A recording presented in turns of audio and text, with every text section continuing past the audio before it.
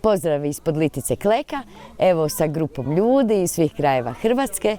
Popeli smo se ne do planine Klek zbog vremenskih uvjeta, ali na 1000 metara do planinarskog doma.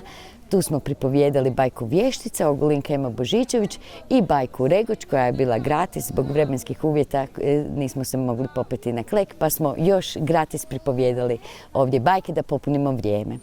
Sljedeći festival bajke održava se u drugi vikend u rujnu mjesecu. Danas nam je bilo lijepo, bilo je izvrsno, ljudi iz svih krajeva svijeta, svi uživaju u živoj riječi, u bajkama i evo lijepi pozdrav svima ispod diva Kleka koji spava.